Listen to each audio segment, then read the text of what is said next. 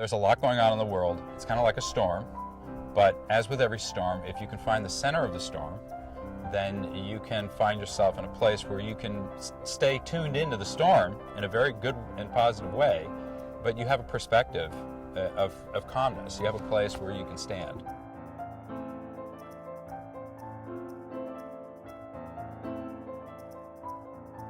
I'm Nielsen van Duijn, and I'm the co-founder of Heart of the Storm. Heart of the Storm is a program that is designed for youth. We're trying to get to the financially disadvantaged youth, the kids that would ordinarily not be able to get out in the water. And that's an all-inclusive group. It can, kids can come out on the boat if they have money or if they don't have money. We're just trying to get local kids out onto the water to give them an opportunity to learn about themselves and learn about the environment. During the teenage years, we feel like it's turbulent, it's a turbulent time, there's a storminess in kids, and so we want to kind of go to the heart, to that center place, because in the center of the storm is where the calm is. This is a boat that was built with basically turn of the 20th century technology.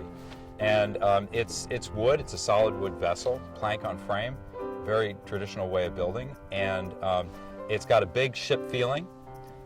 It's got that romance. When you step off of land and get on the boat, that is an amazing thing in itself, because all of a sudden everything falls away. And so then you become, after a time, kind of tuned into the nature around you, and you start to see that we're all one and we're all connected. You go out for 9 days. It's broken into 3 parts. The first 3 days are spent traveling to a predetermined location. So go to an island, an offshore isolated island with a community that can range from 40 to 100 people living on that island. And while we're traveling there, we meet in informal discussion groups, and there's a lot of sitting around and just enjoying. There's sailing involved. It's definitely awkward and you don't know what to do. But then after 2 or 3 days, you're really comfortable with those people, because I guess you have to kind of trust them to be on a sailboat with them. And so you get really comfortable with them. The wind is like the power pushing us across the sea, and not anything electric, just like the power of nature. Then we arrive at our destination and we meet a leader within that community. What Heart of the Storm is doing that's unique is it's bringing this humane education approach. It's helping those young people to see themselves as bigger agents of change in the world, because the world needs them.